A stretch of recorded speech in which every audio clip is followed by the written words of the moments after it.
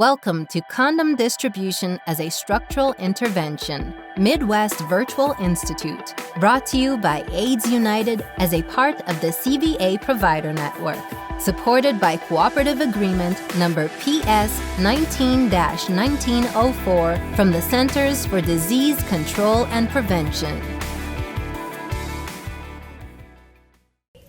Good afternoon, everyone. Thank you so much for joining us. I'm very excited for this panel and very excited to be chatting with Heather and Marilyn. And Heather needs no introduction, but as a reminder, she is a sexual educator from the Ottawa County Department of Public Health in Michigan, I believe. I'm pretty sure. And Marilyn is the consultant extraordinaire. So please, I'm going to pass this to Heather so she can give us an overview of her program. Thank you again. I'm super excited to be here, and I'm just going to say that there might be a little bit of background noise as I'm actually working the COVID vaccine clinic today, so I apologize if you do hear a little bit of that. I tried to find a really quiet corner. But again, my name is Heather, and I am a certified sex educator with the Ottawa County Department of Public Health. I coordinate the condom distribution program there, which was launched in 2014 in response to increase in STIs that we were seeing amongst young people and young adults in our community. It has since grown to cover 46 counties within Michigan, so including sexual health messages across county lines, and then servicing about 42% of our population here in Michigan. And it also includes condoms by mail as well.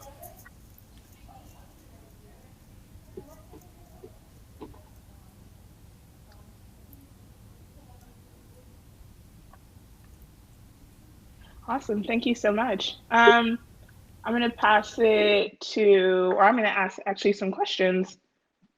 No, I'm going to pass it to Marilyn. Okay. Well, I want to share with you some of the condom work that I've done throughout the United States has been, it's been varied. You know, I've worked with different agencies. I've worked with, you know, when they first started a program to other agencies, they have established programs. But I want to tell you about my personal, true experience with condom distribution, not just from my technical assistance component. When I started working, I actually worked with the American Red Cross for 10 years.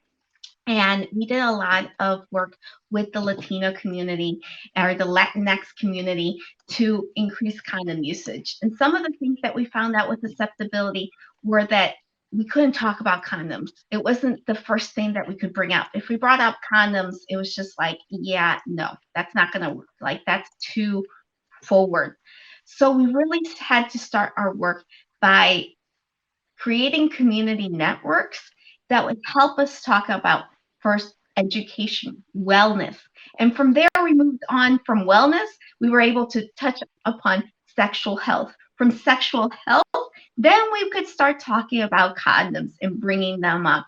And we even had code words for our condoms. You know, I was called the dulces lady. And if you know what dulces mean, dulces is candy. So candy. So people would be like, Marilyn, you got some candy. Or Marilyn, there's the candy lady. So it was even, you know, that acceptability. We couldn't even say the word condoms. They could be like, hey, Marilyn, I need some condoms. No, it was like, Marilyn, I need some dulces. So seeing that change over the time in the community, it takes time. It's not like acceptability changes, you know, in 1 week.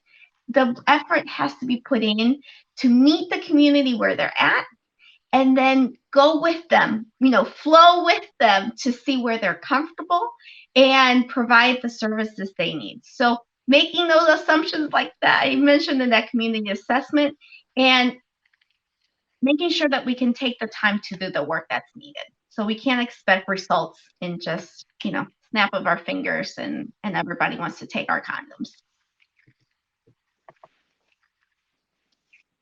For sure. Thank you so much, Marilyn. So I have a quick question for the both of y'all. So how do you all see acceptability playing a unique role in the Midwest?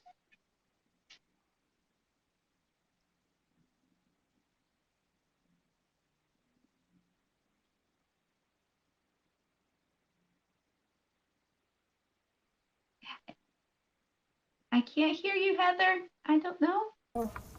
Oh, I had myself on mute, sorry. When I think, when I think about acceptability, I kind of think of it on two levels. One, in terms of maybe your target audience or on a personal level. And then I also think about acceptability on a community level. And so having different strategies to address both of those things, because it's going to look very different in terms of of how you approach those two different levels in regards to acceptability. Heather, most definitely, I agree with you. I think it's definitely the factors of, an individual, because you can't say, oh, well, for my specific example, I was working with Latinos. It was like, well, every Latino does not use condoms. That's not true. So having those overarching assumptions don't necessarily work. There's people that are very engaged in using condoms and, accepting condoms. So you have to look at the individual barriers and beliefs, but you also have to look at your community as a whole to see, hey, our condoms, not only are they available, are people picking them up, but seeing like we have businesses that support condom usage. We have the conversation. We have marketing campaigns that revolve around condoms. We have posters, discussing condoms and HIV or STI prevention. So it has to be done both for individual factors, but also assessing the barriers that you have for acceptability as a whole. And I think in the Midwest specifically, we have to think about other factors such as what's going on in our rural communities versus our urban communities. Yep. It's not like a cookie cutter. This is a condom distribution program and it fits for everybody, every, ethnicity, every, community. This is how you need to do it. Approaches for community distribution programs will be different depending on the needs of the community that you're working with. No, I just wanted to really quickly. Thank you so much, Marilyn. Sorry, I think there's a little delay. Apologies for that. I just wanted to lift something up that somebody said yesterday, which they were speaking about in the Midwest. There can often be more pockets of conservative populations who are just not willing to have conversations right now about sex or about condoms in open settings or with their families, with their peers, with their friends, stuff like that. And so that really changes the landscape of how we're addressing acceptability. Even when we were planning for this institute, Marilyn and I had a few conversations about how this would differ from other institutes that we've done in different regions. Because, on the East Coast, we can talk a lot about, in New York, for instance, a lot of their promotion around condoms has to do with glory holes and really open and more nuanced conversations about sex that is just not going to be relevant in the Midwest setting. And so we just want to take that into consideration when we're thinking about acceptability in this particular context. Just wanted to lift that up.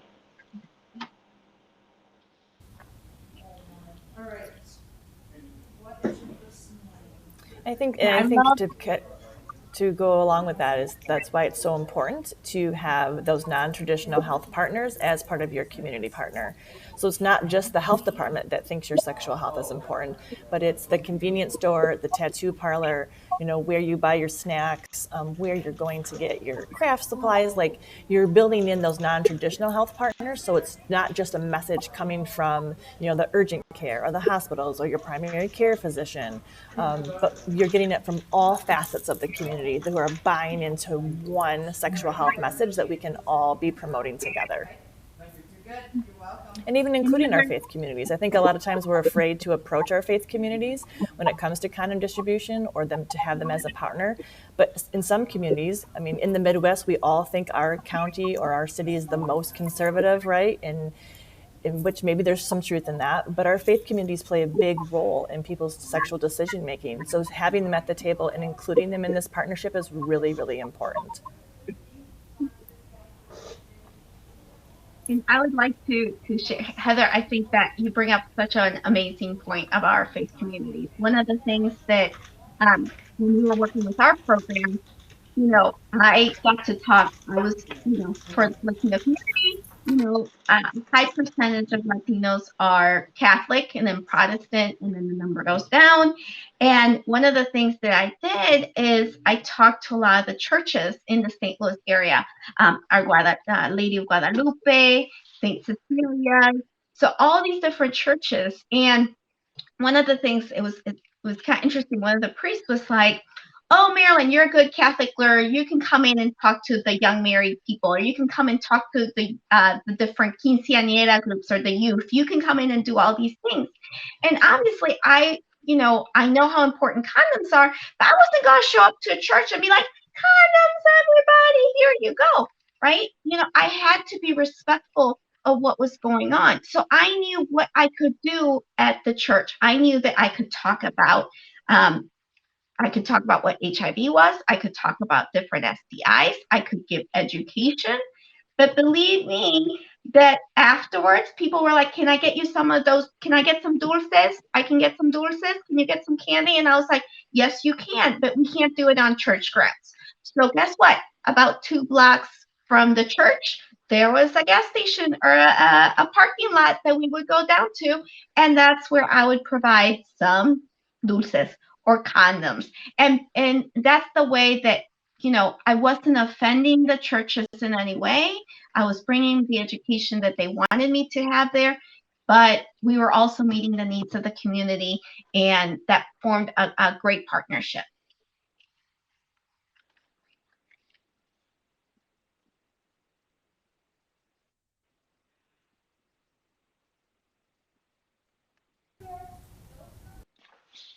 Awesome. Thank you so much.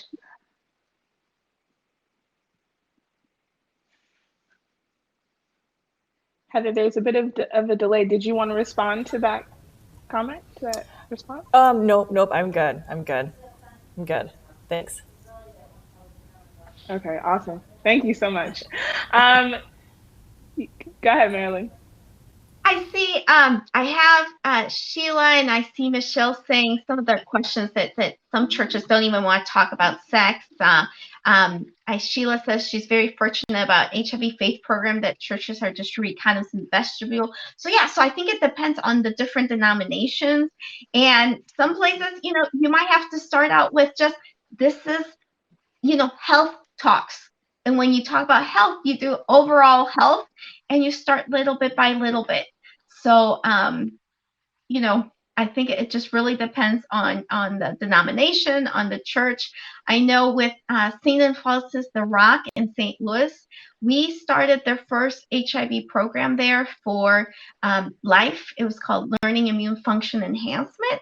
And we were able to bring different education programs around HIV, STIs, and then do the work about condoms. So I think it just depends on that church. But Heather mentioned it, making sure that we go out there and that we're open to bring faith-based organizations to the table to discuss what are they willing to do, and then meet them where they're at.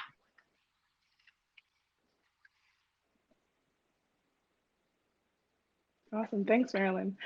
So following up with that, really awesome points that you both brought up. What are some successful strategies that you have used or seen used to increase acceptability of condoms in the Midwest?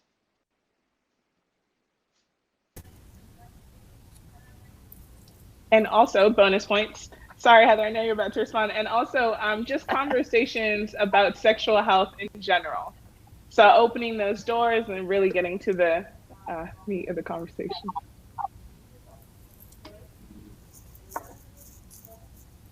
So for us, it's been doing a lot of social marketing around condom acceptability.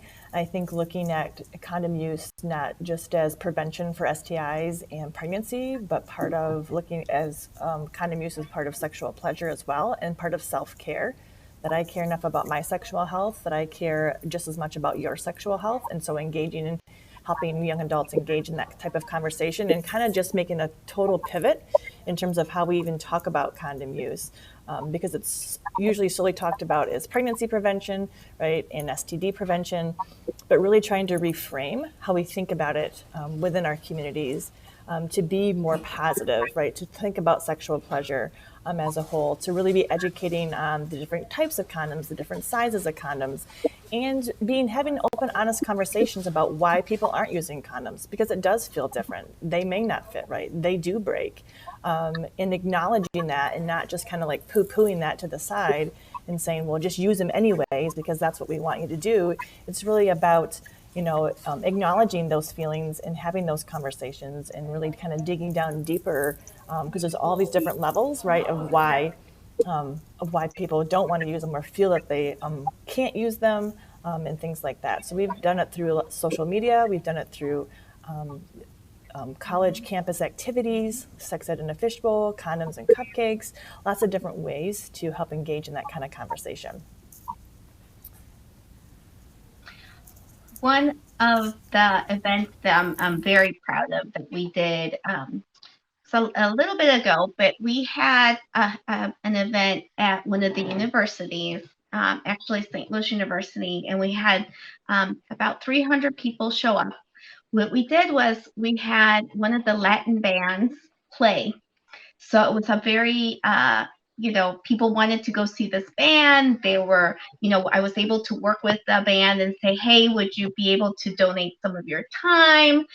We were able to get through with different donations of different organizations. So St. Louis University gave us their space. We were able to work with restaurants to provide different snacks and food. And we did an HIV awareness dance. And what that included is in order for you to get into the dance, you had to participate in a couple different things. So you had to participate in a mini one-on-one education session. You could go and get the HIV, like the AIDS quilt. There, people could go and look at those. You could watch a video. You could get a test for HIV. You could learn how to put on a condom. And we had like different games on like the side room. So I'm putting on condoms, condoms racing, like how fast the different people put on condoms, on models, not live models, but just, like penis models. And it was so much fun. We engaged so many different people and they just had a blast. And then afterwards, people came in, they got to have this great party, and there was no alcohol or anything like that, but people it was a way to get the community talking about HIV, sexual health, condoms. And from that, we brought a lot of people afterwards that were asking, well, how can I volunteer? How can I help with this? Oh, this was really interesting. Another event, and we did a couple of these events on a smaller scale, was we did days of pampering for women. And we talked to, the matriarchs of different communities and brought them in. I said, hey, we got like a nail salon that came in and would do nails. We got the hairstylist that could cut hair or do like a conditioning treatment, nothing too invasive. It was all donated. We had somebody, like we actually had a massage school that brought their little chair and did like massages. And we did like a whole day of education, sexual health, HIV, how to put on a condom negotiation. And it was just a fun activity. And we did several of those throughout the year. So people would come in, we'd get more engagement, and then they would go out word of mouth and then come back and we would get more people talking about it. And at the same time, we were trying to, this project wasn't all of St. Louis, but we looked at specific communities where our target population was where they lived. And then we were able to create a business network. So we really hit all the business networks. We talked to the Chamber of Commerce. We said, hey, can I have a moment to talk to you about this program? And hitting up all those different businesses, bringing them, the first, if they only wanted a sticker about our program, or maybe later they wanted a poster, and then later maybe they wanted that condom bowl, and then maybe we would engage them then to become one of our volunteers, and then they learn more of the education, and then they would do education at those places of business. So it takes time. It can be a beautiful thing, but you have to put in that time, resource, and engage, be creative, be innovative, and reaching people where they're at. And And, just like Heather mentioned, those social media campaigns, social marketing campaigns are also very helpful and useful. I wanted to tag on to that because I was thinking as you were saying these things that this is a really great way of meeting community. And sometimes, especially right now, because of COVID, meeting community is so hard because we can't have those in-person events and we can't connect with each other in a way where we're not necessarily feeling like we're being watched on a Zoom or on some other platform. But something I've heard a few community partners doing is using different dating apps to put information out there about condoms and put stigma reducing advertisements out there. I've seen people combining the conversations about using masks and using condoms in terms of prevention. And so on a more individual level, if we're looking to reach people and say, hey, this is how you can protect yourself, this is how you can practice safer sex, if that's already something you're looking for, think about using things like Bumble and Tinder and Grindr and reaching people who are already engaging in those conversations in their own private life and maybe won't be talking about that outside of that sphere, but you can still get that information to them.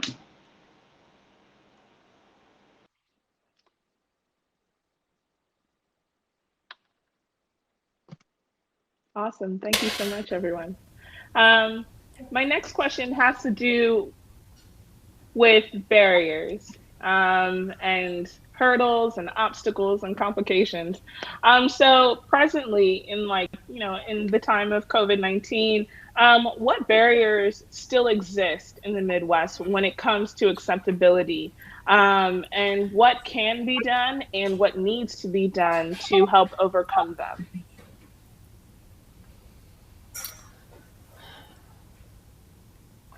When I think about acceptability of condom use, I kind of equate it back to when we first learned that smoking was bad for you, right? And I think about acceptability when we evaluate things. It isn't counting widgets like we think about counting condom packages. That's easy breezy. But engaging or evaluating about acceptability and seeing community change takes a really long time, right? And now when we see, like when my kids see someone smoking, they're like, oh my word, that person's smoking over there. Like they're doing some kind of illicit drug, like on the corner or something. But it took a really, really, really long time for us to get there. And it was all these baby steps but we all had a common goal. And so I think one of the barriers in terms of acceptability is that as a county health department, you're really siloed, right? You can't do anything across the county line. Your monies can't be spent across the county line. And so how do you work within those parameters? And how do you reach out to your other county health departments that are, we're all doing the same thing, right? When we think about STI prevention, pregnancy prevention, we're distributing condoms, but how do we create a multi-layered message that goes across county lines? Because we know our people that live in my county are meeting people who live in another county or engaging in sex with people across county lines. And so how do we really work together with messages around acceptability and access across those county lines in terms of creating that message that not only permeates that, but that's going to be a continue on. So not only our community partners, but the community partners across, that are our neighbors are doing the same exact thing.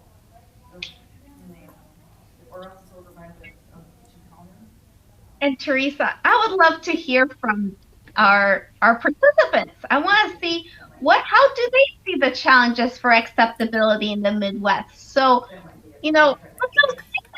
what do you see as some issues? I know that Michelle has talked about, thank you, Michelle, like the church and also denial that people are having sex. How about anybody else? What are some other acceptability things that we see? And Chris is saying that they use social media platforms to get the messages across jurisdictional lines. Any other challenges from our audience? I know a lot of you, we're in the Midwest. So what are some of the challenges you're seeing? I know yesterday we talked a little bit, I think, about our specifically some schools, education. Very true, Enrique. I know I was going to say in schools are still something that's hard to discuss. I know even in my current school system, that's been difficult. There was some changes where we had LGBTQ, all this information relevant in our curriculum, and then there was some time that people are like, no, we need to change it. This shouldn't be in schools. And I went there as a parent, and I was just like, not only as a public health person, but I'm part of the community, and I stood up and I talked about the need for this education in all our schools, and I think sometimes some of our biases, sometimes children understand things more than even adults, and it is what it is. But I think it's just getting out there and going against the grain sometimes. It's just like standing up for what you think is right, and talking when other people don't talk, and just standing firm to knowing that sometimes you're going to be hit with challenges, and you're going to be hit with barriers, and people that are going to be rude, and people that are not going to agree with you, and people that are not, they're going to, I just as an example, when I started doing this, I think in 19, I don't even know, 19, my dad used to drive me to Planned Parenthood to volunteer. And they did like an article in the newspaper or something that said, oh, Marilyn, this, community, teen goes out and she dances, culturally dances. And she also does, translation at Planned Parenthood. And you won't believe the flack myself and my parents got, that, oh my gosh, Marilyn, you're this Catholic girl, Latin girl, and what are your beliefs, and how can your parents let her do all this? So I think from the beginning, it was like, no, I think people need education. And if you don't like it, that's okay, I guess. You don't like me, and that's okay. So I think that sometimes it's going against the grain. It can be hard, but that's the way that we can create change, is just by trying to reach out to other people that don't believe the same things that you do, and then trying to come up with, a happy medium. Education.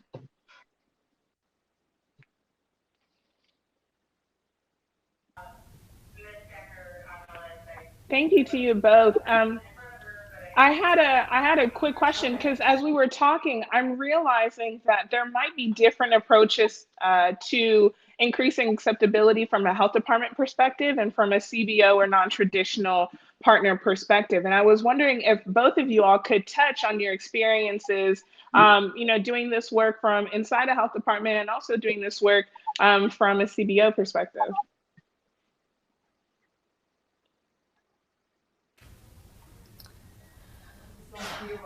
So from a health department's perspective, the one other thing I wanted to quick, I'm thinking about it, to say with Marilyn's comment too, is that in terms of even acceptability at a state level, so here in Michigan, we're one of still 5 states where kiddos or students can't access contraception on a school property. So even in terms of acceptability at the state level, in terms of being able to access condoms as well. So being an advocate for those types of policy changes that kind of trickle down, that will make changes within your community too. So in terms of acceptability at a health department level, prior to me developing the condom distribution program, it took more than a year of me researching, writing, putting together reports before I even turned it in to my health officer, because I wanted to make sure that I had all the information that she could possibly need. Because again, it was going to be brought to our county administrator, and then I also have the privilege now to present to our county board once a year on what I do. So they too are now in the loop and understanding what condom distribution looks like within our community, and why we're doing it, why it's important. But just like anything else, it's about knowing your audiences too in terms of acceptability. The board wants to know about budgets and money and return on investment, right? And we want to know about, changes in terms of attitudes, people using condoms, right? Less STIs.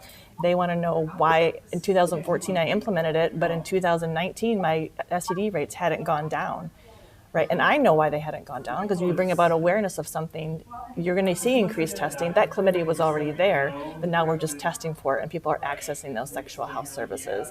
And so it was really about educating all those key component people and then having complete buy-in from all the levels of at the health department. And unfortunately, that takes a lot of time. And even in the first year of me having my condom distribution, part of my plan was that there was no advertising. There was nothing to bring any attention to it, because we wanted to make sure that we had all the kinks worked out before we started advertising, before there was concern about getting phone calls to the health department about why we were passing out condoms outside the health department walls. And so we kind of just wanted to make sure that we had everything put into place to ensure that it was successful and that we didn't have any backlash from the community.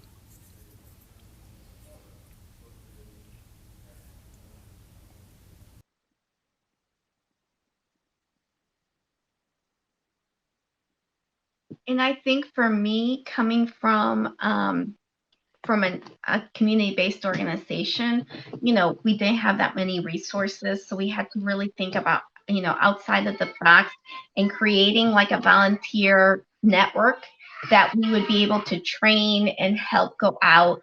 We did all kinds of different things around it. So we really tried to, just like Heather mentioned, getting that doing that reports, getting the data, doing that part of that community assessment of like, what are the services that the community needs? How are they going to accept it? I know when we were discussing even like at the beginning, it had to be about wellness. We couldn't just go straight to condoms. We had to get, I remember we tried to start the first HIV positive support groups in St. Louis that were in Spanish. And we had a hard time because people were like, no, we don't want to go because our community is so small, so they're going to find out who's positive, who's not. We don't want to talk about condoms. So we really had to, we learned lessons through the process. We tried things out. They didn't work. We had to go back to the drawing board and have that lesson learned and see, well, what do we need to do in order to, really create that change. And as the program grew, we saw that one approach wasn't the only approach that we could have. It couldn't just be passing out, documentation or brochures out in businesses. We knew that wasn't the only thing we could do. So we stepped out of the box. We did that big party. We stepped out of the box and we saw, okay, we need to get to family members, to gatekeepers. How do we do that? Bring them in. Go to the different cultural organizations in the area. Talk to the Hispanic Chamber of Commerce. So we really worked and engaged on getting those gatekeepers and how we could bring them into the table. We worked with the faith-based groups. So all of that, it was like a culmination over several years of like meeting the clients in our target population at different levels. So it wasn't just a one-fits-all approach, not even just for the community, but for the members of the community. We had to have this like 10-pronged approach, but it was very much in our plan. So we did have an implementation plan and we revised that plan and we said, you know what, that really didn't get us anywhere, but the other thing did. So yeah. So I think we have to be, we have to have the support of our organization, because obviously you represent an organization. You want to have your collaborators on board because we didn't have all the funds or resources to do it. But you also need to be creative and be able to do the work you need to do, and be okay to fail. Be kind to yourself and be okay to fail and try something different if the first time didn't work.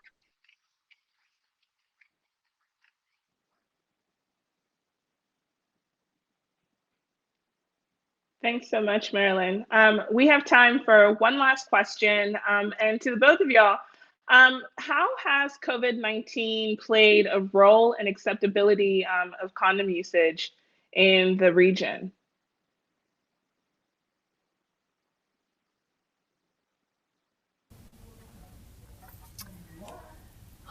I think that it's brought about an awareness that, right, people are going to be engaging in sex no matter what's happening in the world, right? We all still need to be talking to our friends, right? We need to be engaging with people that are outside of our homes if our partner doesn't live with us. And so just kind of bringing about even more of awareness that even during a pandemic and when we've been told to social distance, that for some people that is, it's not a reality for them, right? They're not able to do that for X, Y, and Z. And so I do feel like, at least on that aspect, it's been positive because we have to continue doing the work that we're doing. We can't just think that people are just all staying home and not doing anything and they're not engaging in sex. But on the other hand, I feel like there's been some negatives because people are afraid to come in to get tested, or even to say that they were around their partners for fear of the guilt and shame that people have been put on them because they weren't social distancing when they were supposed to be. And so I kind of see it as a two-pronged in terms of that. I think that just like Heather said, some people are seeing sex as a part of a coping method too during this pandemic. Because, just because there's a pandemic doesn't mean people are going to stop having sex. And if you're here yesterday with us, we had that slide in the implementation plan of doing harm reduction and COVID-19 and, finding ways that we are meeting clients where they're at. Additionally, I think with that there have been some repercussions. People are not coming into, places. So I want to applaud the efforts. I can't remember who it was that did those drive-through testing, HIV testing events. Again, we have to be creative with the work that we need to do in order to meet and harm reduction, because we know people are going to keep engaging in sex. The one other thing I am thinking about too in regards to acceptability is that I think across the board when we're writing our condom distribution plans is that we always, in every part or every section, we need to be including our target audience voice, right? So my motto is nothing for us without us. So doing that legwork, including the youth and young adults, at least for me, mine are 25 and under, because if we want to change acceptability of condom use, the young adults are going to make that happen. They have the voice, they have the passion, they have the tools, and we need to maybe mentor them and give them little nudges, but ultimately they are the ones who are going to turn the acceptability piece of our condom distribution program around and make it honestly pretty kick-ass. And that's what I love about youth and young adults, because they have the ability to do that. We as adults who work under public health and in CBOs, sometimes it's hard for us to let go of that piece and let our target audience do the work for us because we have it in this cute little box and we like the evaluation and we love the data. But if we really want to see change within our culture and within acceptability, we need to let the young adults and youth who are really good at it have their chance in the limelight and give them the kudos when credit is due, because teen pregnancy rates aren't going down because I'm a good sex educator and the Ottawa County Health Department is so great. It's because young people make really good choices, and we need to see more of that being told to our young people, shown in the news and the media, because they're pretty kick-ass, and I love working with young adults and being able to do that. And Heather, I have to say that yes, it's like bringing, just because we've been doing the work for so long or whatever, it's like bringing the information so other people can do the work. So it doesn't fall on just like Heather, or it doesn't just fall on Marilyn. It falls on, this is a community, and we have to bring in our target population to the table. They are, that's part of our assessment too, is bringing them to the table, and that's how people take ownership of their programs. And by them taking ownership of the programs, if they're bringing it to the community, we can say it's working, and they will drive it in the community. And then we can step away and be like, it's working, or it's not working, or we're there as a resource instead of being the ones that are constantly doing the work. Totally agree. Because in all honesty, right, I have $2,000 a year in my advertising budget, right? And I can't compete with Trojan, right? Because they have $1 bajillion. So how can I utilize my community voice, right, to have that same amount of impact, right, on my $2,000 little social media budget? And that's to turn it over to the youth, young adults. and have them be in charge of pieces and components of that condom distribution plan.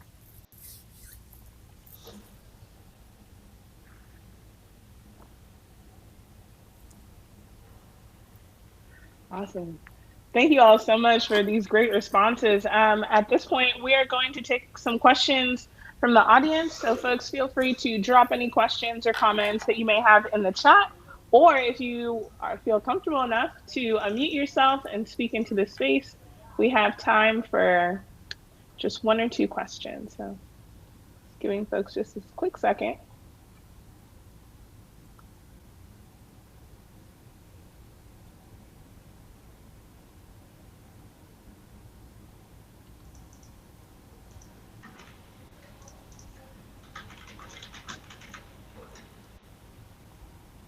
And looking at the chat with some of the comments that folks have dropped, Vanessa, thank you so much. So not education about condom negotiation with your partner equals that you don't trust me. That's a very important point to bring up. Thank you so much. And looking up again, so yes, Stacy, the idea of use equals that the assumption that the partner has an infection or something to hide or really is very prevalent. Folks, feel free to drop any questions into the chat. And that's why I think it's important to educate, right? Condom Well, use while as we're self-care. waiting for some questions,